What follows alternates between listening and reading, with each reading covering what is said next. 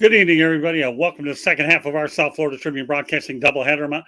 And we have Fire Up. Before I get to Fire Up, I want to dedicate this show to my late mother, Shyla Morganroth, who would have turned 82 today. Mom, I love you very much. I miss you very much, but I certainly learned a whole lot with you. Hope you're resting in peace with the rest of our family members up there at Clover Hill Park Cemetery, the Birmingham version of it, Birmingham, Michigan, that is. Okay. So with that said, let me go ahead and introduce our crew, but we're going to go backwards. We're going to bring on Damon Knight, who used to be a part of the program. He's a writer for us here at the South Florida Tribune, and he will come on every once in a while and be able to talk about what he writes. Okay, Damon, welcome back. Thank you. I appreciate it. All right, and Ralph Williams, who I'll be partnering up with tomorrow on the External Bum podcast. Welcome back, Ralph. Oh, thank you, Scott. Thanks for having me. It's good to be back. Okay, great to have you. All right, George Eichhorn, this is round two for both of us. Round two. Good to be here with all you guys. We're going to have a great show tonight. I know we are. Oh, yeah. And last but not least, Jeremy Ballrick, the master of the one-liners, and et cetera, et cetera, et cetera. Welcome back, JB. Welcome. Glad to be here. That's a sign of respect. I love that. Do that again. But no, I don't lose the hat, by the way. There we go. That's what we got. The guys are wearing the company cap, for God's sakes. And I am your host, Scott Morganroth. I want to let everybody know that Fire Up is being broadcast around the world. Am I loud enough? Doesn't matter. Okay, the audio version of Fire Up can be heard on iHeartRadio, Apple, Spotify, Google, or wherever you get your podcast. Please hit the red subscribe button and YouTube South Florida Tribune. We're striving for more subscribers. Please also comment, like, and share the broadcast. Okay, want to be a guest? No problem. Participate in the chat room, one way to do it, or send your topic ideas to southfloridatribune@gmail.com. If you want to advertise cost efficiently, give me a call, 954-304-4941. We broadcast live on Facebook, LinkedIn, Twitter, and YouTube. Our website's www.southfloridatribune.com, Twitter/X @Tribune South. Candy Ebling is behind the scenes. And that book that you see right near George Eichhorn is my new book that's out called Lessons from the Microphone, Tuning into the Enduring Wisdom of Visionary Leaders. And to give you the Cliff Notes version of it, it's old school media versus new school media. We can go from there. All right, we have 4 good, strong topics. I expect all of our panelists to be every bit as good as the topics. So we're going to start it with Jeremy, okay? Which losing streak will end first? San Antonio's first 15-gamer under Greg Popovich, or the Detroit Pistons 18 under Monty Williams? Bear in mind, the Pistons streak is 18 straight. Detroit is 2-19, and the Spurs are 3-17. Great way to start the show on something like this, but it is what it is. I don't care which one ends first. I just don't want to be the team that does it because they'll go down in infamy. That's a good point. That's a really good point. All right. You better quit while you're ahead because you did follow the brand. Keep it simple, stupid. You did exactly that. All right, George. Well, it's an embarrassing situation right now here in the Motor City. Obviously, the Pistons are just disorganized. Let's put it that way. So there's a lot of angst around here right now. It's a really sad story. And I'll say that the San Antonio Spurs do beat the Pistons to the victory column. I'll go with San Antonio, Scott. All right, Damon. I got to go with George. San Antonio, especially Greg Popovich, easily one of the best coaches in the league. He'll get his guys right. And, Wembanyama is a hell of a player. So I expect him to turn around real quick. I say San Antonio. Also, I agree with the panel. Yeah, well, I guess that makes it a complete majority. I'll go with San Antonio. Monty Williams just doesn't have that good of a team. And to be honest with you, Troy Weaver isn't doing him any favors. When you compare Troy Weaver, you put him in the Matt Millen conversation. And if Tom Gores has any sense at all, you go out there and get rid of him soon because he's going to run your franchise right to the ground. So next topic we're going to talk about tonight is Thursday night football matchup between the New England Patriots at 2-10 against and second in the AFC East. The Steelers are 7-5 second in the AFC North. I don't think it's what any of us expected when you talk about Mike Tomlin and Bill Belichick meeting to look alike at this time of the year. I really don't. So, Jeremy, go ahead. Wow, you want to talk about another snooze fest for Jeff Bezos and Amazon? Yeah, right. Wow. I mean, when you take how much he paid for the 10 years worth of airing on Thursday nights, it's $78 million a game. And so far, he's had about 80% games that aren't worth about dog water. And I mean, after the dog drank out of it. Right. So I don't know how he's not on suicide watch at this point.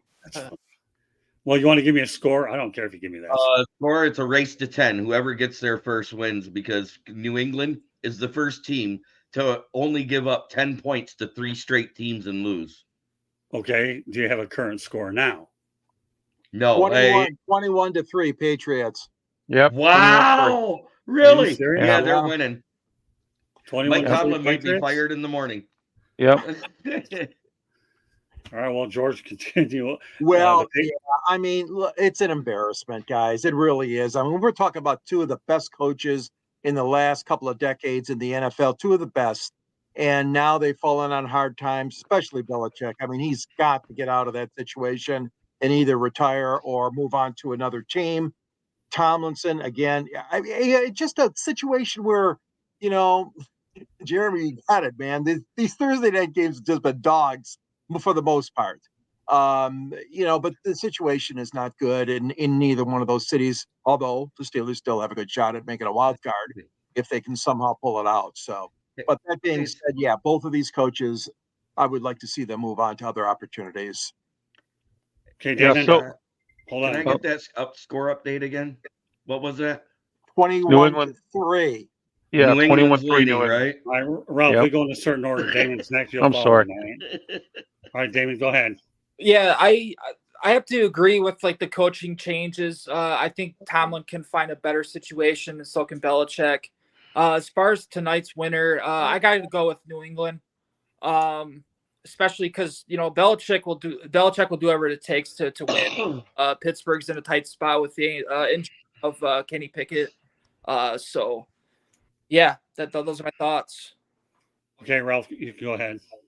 Yeah, I agree with George. I think it's time for Mike Tomlin to do something else or move on or whatever. He only has 1 year left on his contract, which is next year. They have not, and I repeat, have not given him an extension. And usually by now they give him an extension. So I'm just wondering if whether or not that could be the case. I know he was on a podcast recently, and Mike Tomlin, and he had mentioned something about that this contract might be his last. So I'm just wondering if that could be the case. Yeah, it wouldn't surprise me. Obviously, No. they've had problems all year with the offensive coordinator. Matt Canada was let go. I know what did they win? I think a week ago or so. So, but I think this whole year certainly, I guess he's never had a losing season. But again, you can't toil around mediocrity. Now, Ralph, I will say this: should Tomlin leave, you know what? Teams will be standing at their front door letting coaches go if they bring him on. They really will. He will not be unemployed very long. No, he Yes, won't. I mean, right. that's if he chooses to do that, Scott, because in case, there are a lot of really good broadcasting jobs out here that don't require all the stress. So I'm just wondering if maybe he takes a broadcasting job like Bill Cowher did. Well, you know what? That's a very good point too, Ralph. Yeah. I mean, you know what? The guy's won a Super Bowl. He's done a lot. You might be a time where some of these guys in their 40s and 50s get out early. I think one of the ones that we can all recall is John Madden left early, right? Many years ago. Right. And Yeah. he never looked back. So, and I'm sure there's other ones that we can talk about that left early that didn't want to go through the stress. But I think John Madden is the one that truly stands out. No, I think that's a very good point, Ralph. It really, really, really is. Thank Maybe you. Tomlin doesn't mind going out there and take a broadcasting job. Obviously, we'll address it later on as the year goes, but that's a really good point. All right, third topic I want to get to is one I really like. I think I like them all, but this one's really even better. Is Bryce Harper is seeking a new lifetime contract with the Philadelphia Phillies, his agent Scott Boras says. All right, what do you think, Jeremy? These lifetime I think he's signed through 2031 anyways. These lifetime contracts are team killers in the long run. You could look and you can say how great it was to have Cabrera those first 7 years, but the last 3, it's been hard to watch at times because you could see that he's struggling to stay in game shape. I just don't know if I would do that with somebody at his age. He's already at the back end of his prime. Right. Yeah, the thing is, you do make a good point, Jeremy. Miguel Cabrera, Mike Ilitch is a very loyal guy. He really is, and didn't mind doing it.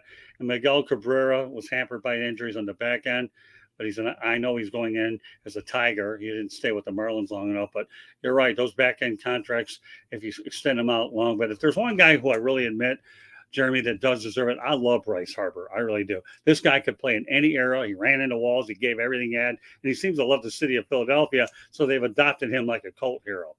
So I personally like it. I hope he does get a lifetime contract with the Phillies. It was a great place. He's found a new home, but you certainly have a valid point. All right, I'll take it over to George. Don't forget, he has already had one season that he missed due to injury that happened right after the season started too. So he's already had one of those type of years. Well, like that's Cabrera just had.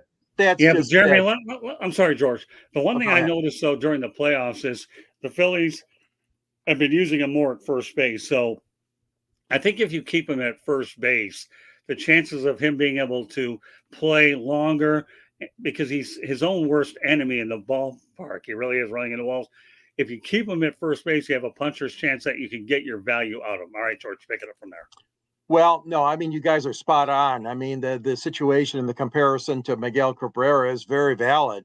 But Bryce Harper is definitely, I mean, he should finish his career in Philadelphia as a Philly, no question about it. He is like the heart and soul of that team. He's done a tremendous job for them and in the community as well. These long-term deals are very, very risky for owners and general managers to give out, but let's face it, there nothing really can be done to change that right now, because if they want to do it, they have the money to do it. They have the length of the contracts that work out that right. Scott Boras is a very tough negotiator, and I know he's going to try his best to get that for Bryce Harper. I do agree, though, he is a fire plug. He's firecracker, whatever. He's done a great job in Philly when he's healthy. And if anybody deserved it, it's him. But I'm like Jeremy. I'm not a big fan of the long-term deals. Yeah, no, if I had to build a franchise around anybody, I would build around Bryce Harper all day long. I don't care. I mean, he started with the Nationals, did a good job with them, went over to Philadelphia. They seem to love this guy. So, all right, Damon. Yeah, Bryce Harper, like when you think playoffs, he is one guy that stands out for sure. He brings clutch bats time and time again. Long-term contracts are risky. You know, you're in a potential situation where you could handicap a team for a very long time, and that's not something I think the Phillies want to do. But if it does work out, he's worth every penny. Okay, Ralph. Let me say this, Bobby Bonilla. Okay, remember when he signed that contract with the Mets, and the Mets are still eating it. Okay, Bryce Harper signing that kind of a deal. If he retires, he'll make Philly eat it.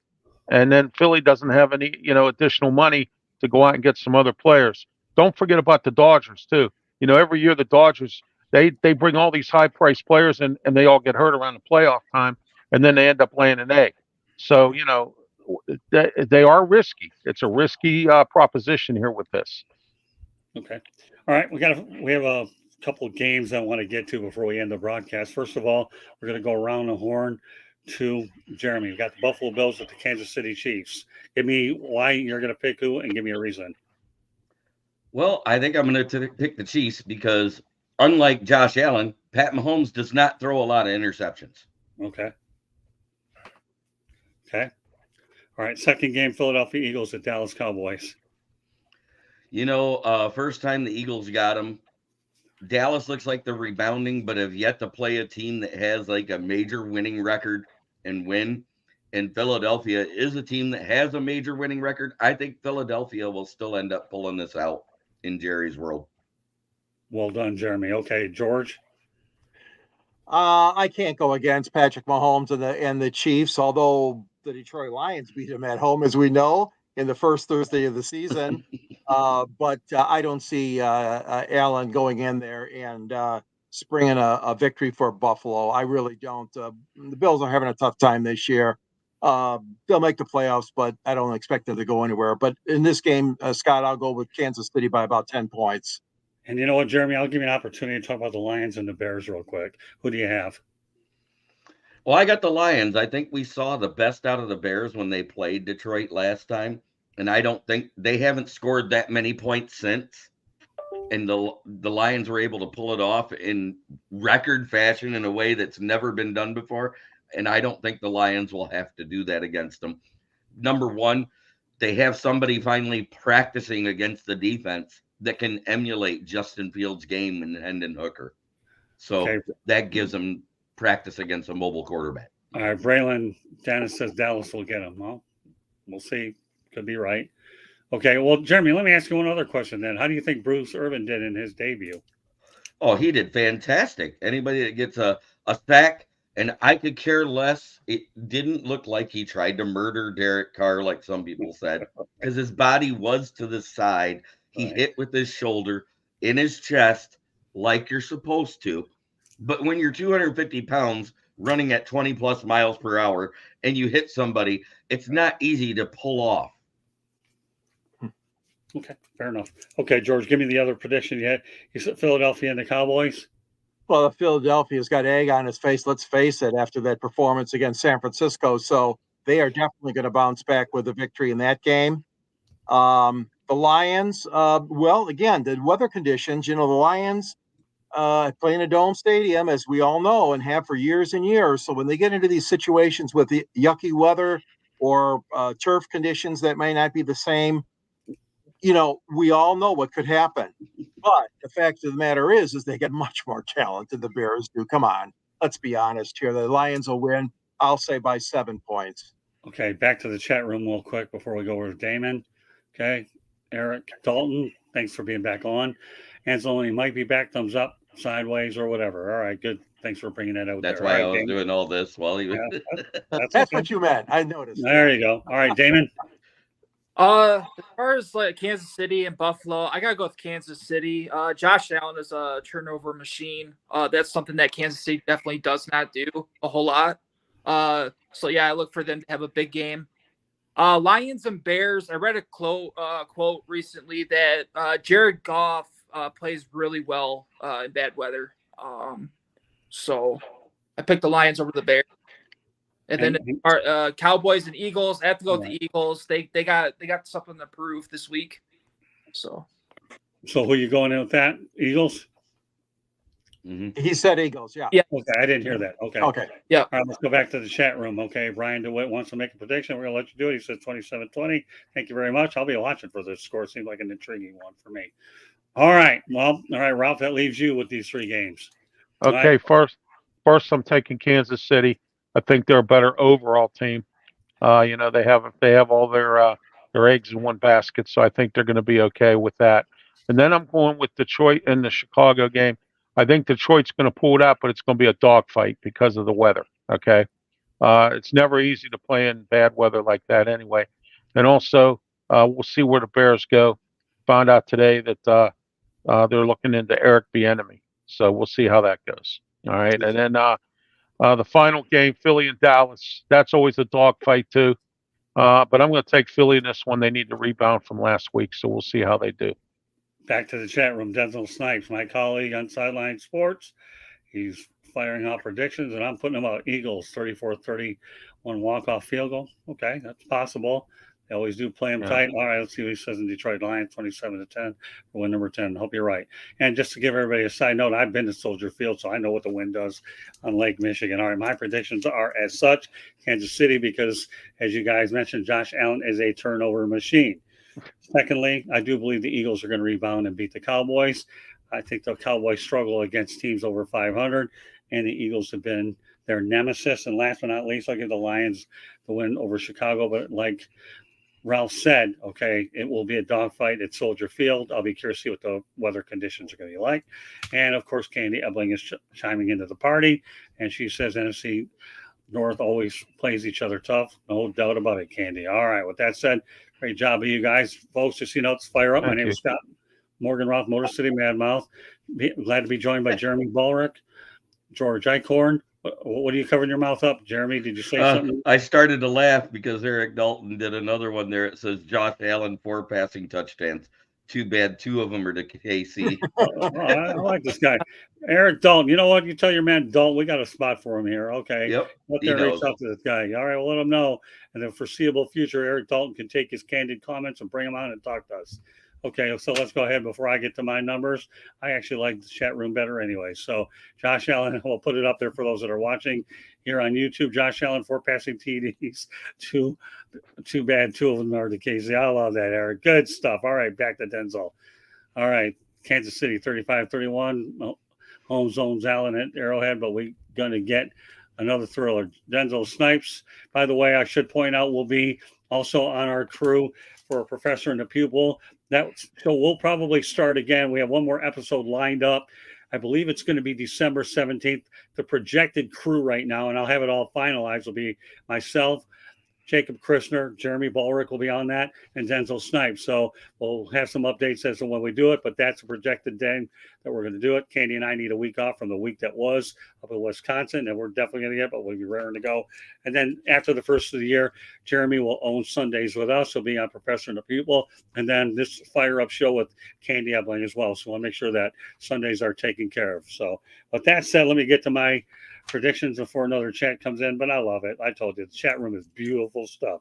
Buffalo Bills, as we mentioned, that Josh Allen is a turnover machine. I give the edge Pat Mahomes. Again, I like the Eagles, and I also like the Lions at Soldier Field. Well, I got room for a few parting shots. Jeremy, you have one you want to get off your chest? I love the fact that the Lions went out when they found out Aleem McNeil's going to miss 3 to 4 weeks with his injury, that they picked up another former first-round pick. The Jaguars picked this guy 12 years ago in the top 10, Tyson Alalu. This kid looks like he's just a solid player. He's played for Pittsburgh and Jaguars. I think he's been with one other team as well. But he's one of those NFL grinders. He's not a little bit more than a camp body like everybody thinks he is. Okay, good point. George, you have one you want to get off your chest? Well, yeah, and I used it on the last show. I'm going to use it again. The baseball winter meetings are overhyped. I mean, I know some, not if you're a Yankee fan, obviously, Boston fan, there was a couple of big trades and signings, of course, but most of the other teams, it was real quiet. There wasn't much going on. And I think the media just has to cool their jets a little bit on these winter meetings. They're just not like they used to be when there were so many trades, so many free agent signings, and a lot of stuff going on. This, to me, was one of the most boring winter meetings in Nashville I've ever seen. Yeah, I actually applied for it last year in Orlando, and I didn't get approved. I didn't really care anyways. The Marlins sent it to me, and now that I hear it is what it is, I wouldn't apply anyways. My best days in the winter meetings were many years ago in Hollywood, and when I went down there and landed a job with Gastonia, I went a couple other times. It was good. Yeah, you did, yeah. Yeah, so it worked out well for me. Damon, you have a parting shot? Anything you want to get off your chest? Yeah, I'm excited for the Red Wings. They signed Patrick Kane. He made his debut tonight. Had a couple of scoring chances. I can't wait to see what he could potentially bring to our team going forward. Okay, what about you, Ralph? Well, I want to talk about college football here. This thing with Florida State getting budged out of this, the upper echelon there, or the playoff picture, whatever it is. And I got to tell you this, okay? I have a guy, the general manager of the radio station where I have my show, loves Michigan. And he and I had this argument because I'm trying to tell him that I don't care if Alabama loses 10 games, they're still going to be in the picture because that's the way the committee votes. Okay. This is one of the worst voting things that I ever saw in my life. How would you leave Florida State out of this when they lost no games at all? I don't get that. Okay, and I'm furious about it, and I think it's a crime, and it's just that's my feelings for tonight.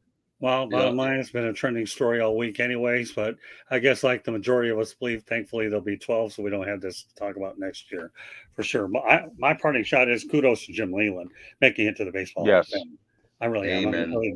Yes. I mean, Lou Piniella missed by 1 vote. He'll get in next time, although it's too bad when you missed by 1 vote. He didn't get in. Lou Piniella, hopefully he does. But Jim Leland, go ahead, Jeremy. I did my reaction the other night when we talked about it on Inside the Pigskin with the FSU thing. And you know what? I used my head instead of my heart. My heart says, oh my God, these kids, they went 12-0. But they were on their third string quarterback. And if you look at that team and you say, okay, these are the 5 teams, which team is going to lose to all 4 of them? Everybody would say Florida State. And you know what? You're right, because you know what? Yeah. When I was reading up on it again today, Jeremy, that's exactly how they bait the college football playoff committee. What was it? Travis Knight, I think he was, right? Yeah. Jordan Travis, right? I'm sorry. Well, Travis, whatever. Okay. Yeah, Jordan Jordan Travis. Travis. And I think that was the thing that swung everybody's vote about why they didn't get in, because let's face the reality, they don't want these games to be bad anyways. And again, I also talked about big markets as well, where you have Dallas in there, you have Seattle in there, and of course you have Alabama's name and Metro Detroit.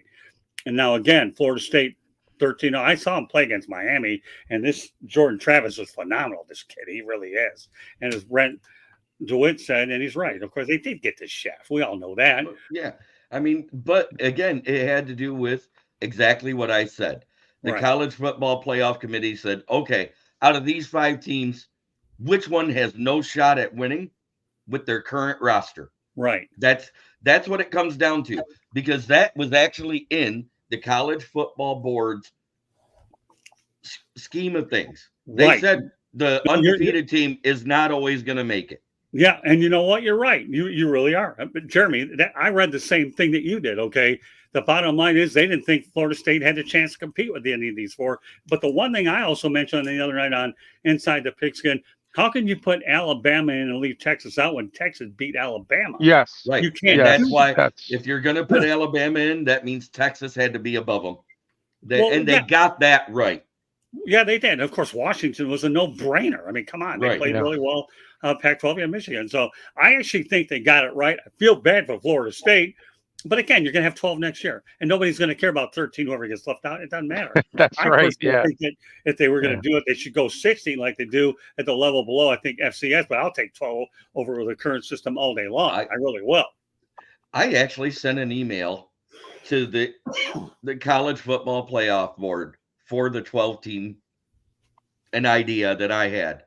Your top power, because there's only Power 4 next year. There is no Power 5. Right. Because, you got the Pac-2. That's not a power conference anymore. Right. So you take your 4 big conference winners. Then you do 4 at-large bids from the Power 5 conferences outside of that. And then your 4 mid-major conference winners with the best record. That way, these smaller schools get a chance to be in this. And you won't have that question about Coastal Carolina, FAU, Liberty. USF. James Madison. Liberty. Oh, yeah. I was going to say James Madison had a pretty good year, too. Right. Yes. Right. I'm just saying you won't That's have that not a question bad about idea, those small Jeremy. schools. Yeah, no, Yep. Jeremy, you're on point with everything you're saying about the whole thing. You really are. But the reality of the situation is you're going to have 12, and we're not going to have the discussion. And I do believe the Final Four is right. I really do believe that. I didn't think Florida State had a chance without Jordan Travis to be able to be competitive. But you know what? You know who ends up making out like a bandit in this whole thing that we didn't realize? How about the Orange Bowl? And you know why? Yes. You got Georgia, against Florida State in Miami. Yeah, that's going to be one heck of a game too. Yeah, I mean, Orange Bowl is looking like, hey, you know what? We'll be more than happy to take these guys. Absolutely. Tallahassee against Athens. I'll tell you what, Hard Rock Stadium's gonna. Nobody's complaining about that matchup. I think it'll be pretty well. All right, I'll put one more up with Eric Dalton before we close her out tonight. Okay, Jeremy, exclude Neuter Lane. Oh, Neuter Lane. I like this guy until they join a power conference. Oh, I'll tell you, I know he's one of your cronies if he's making these kind of names. My nickname for him is Notre Shame. Yeah, all right. Well, because they get overrated at the beginning of every year. And we get ratings for players like that, so it's all good. But no, it's pretty interesting. So Damon Knight, good for a stack pack. You really did a nice job tonight. Hey Scott, Lance from Pensacola said he can't wait till tomorrow morning for you. Oh yeah. So. You tell Lance from Pensacola. I'd like to see you get him on a guest. In fact, I encourage you to try to get him out here and come on this platform. We can all see who I'm calling an external bum all day long. You guys don't know about this guy here, but I make this guy. I'm not trying to brag a little. Huh? Scott does it. He puts it right on the point, man. With Lance, just this guy's a trip. Hey, I love it. Everybody needs a pinata. I got Lance over on the External Bum podcast, man. Although Mark Mancini tends to be a pinata when I need to get a little steam out there. All right, Dalton, you're making it too hard for me to stop the show, so I won't. All right, let's get this one up. George Bull is band members playing each other, stars and opting out. Well, you know what? That's an interesting point too, because you know what? When you talk about the transfer portal playing Lauren for pro. Yeah. And then you talk about not qualifying. A lot of guys may bypass the bowl games in an Yep, effort they to try will. to get a jump start. Yeah. So you know what, Yep. Eric Dalton, you saved your last chat as your best, or as Vanessa Williams would say with that, save the best for last. How about that for a parting shot? And since he just said that, 1,153 players this year have hit the transfer portal when it was 742 by spring ball last year was the total that transferred. If you think about that, that means we could have double that by the time spring ball rolls around. Yeah. Yeah. And anybody that enters the transfer portal, guess what also that means? They're not going to the draft. Right. Well, Yeah, well, it's out of control. The only thing I can say, Jeremy, is if they're not, you know where they're going to next? They're going to the XFL, the USFL, or they're going to Canada. Mm-hmm. Yep. That's right. Well, there's one guy I'm kind of sad about because he would have been available at that late first, early second round, around that point that our cardiac cats up here in Detroit could have had, and that's that Princely Umalalen. This kid has got a bend like no other. He reminds me of a young Bruce Irvin or, in recent history, James Houston. Okay, very good. Well, on that note, we're going to call it a night. So just so you know, folks, this is Fire Up. My name is Scott Morganroth. Please be joined by Jeremy Ballard, George Eichhorn, Damon Knight, Ralph Williams. All right, Jeremy, let everyone know how they get a hold of you. Oh, you can always find me here on the South Florida Tribune channel on YouTube, where I will be on this show, whatever show, and the football show, and on Tuesdays, Thursdays, Sundays, any day. You can also find me on my channel on Mondays, Wednesdays, and Fridays with this kneecap biting with the Motor City Lions. And you can find my writings on the SouthFloridaTribune.com under the Motor City Tribune heading, underneath the names like Scott Morganroth and George Eichhorn here. These guys are great. You know, those two. Right. Okay. Well, I appreciate the kind words. Okay. George, yeah. Thank you, Jeremy. Yeah, you'll find me where you also find Jeremy and Scott. Great writers, Jacob Christner once in a while at the South Florida Tribune, Motor City Tribune. Also, I write for the Detroit Monitor locally. I have a book out called Detroit Sports Broadcasters on the Air, and there is a link at the end of my column to purchase the book or review the book, whatever you'd like to do. You can see me on 108 Stitches, Inside the Pigskin, the Sports Exchange. Just great lineup of shows, obviously Pundits Punnin' and this wonderful Fire Up. So great being on this show. Reach me at geichhorn@yahoo.com. That's the easiest way to get a hold of me. All right, Damon, sit still and I'll let you get your parting shot in. Okay, go ahead. Yeah, so you can follow me at Facebook, Damon Knight, South Florida Tribune, as well as a correspondent, and other sites as well. Social media. Okay, go ahead, Ralph. Yeah, you can find me on Facebook, LinkedIn, Twitter, X platform. I have my own YouTube channel. I also can be heard on Blog Talk Radio. I have 2 shows there. And I also have my own radio show on Beaver County Radio here in the Western Pennsylvania area. Every Tuesday, 5 to 6 p.m. on Beaver County Radio's Facebook page, YouTube channel, and 99.3 FM, 12:30 a.m. All right, very good. One last time here in case you're joining us, just so you know that Fire Up is being broadcast around the world. The audio version of Fire Up can be heard on iHeartRadio, Apple, Spotify, Google, wherever you get your podcast. Please hit the red subscribe button on YouTube, South Florida Tribune. We're striving for more subscribers. Please also comment, like, and share the broadcast. Want to be a guest? No problem. All you need to do is participate in the chat room like a lot of people did, Eric Dalton. What are you waiting for? Let's get you on here, okay? Send topic ideas to SouthFloridaTribune@gmail.com. If you want to advertise cost efficiently, give me a call at 954-304-4941. We broadcast live on Facebook, LinkedIn, Twitter, and YouTube. Our website, www.southfloridatribune.com. Candy Ambling does an awesome job on it. Twitter/X @Tribune South. Candy Ambling is behind the scenes. I book, as you can see in the corner of our screen with George. It is called Lessons from the Microphone, tuning into the enduring wisdom and visionary leaders. To give you an overview, okay, it talks about old school versus new school media, and you can find it on Kindle as well as Amazon. So with that said, that concludes this edition of Fire Up.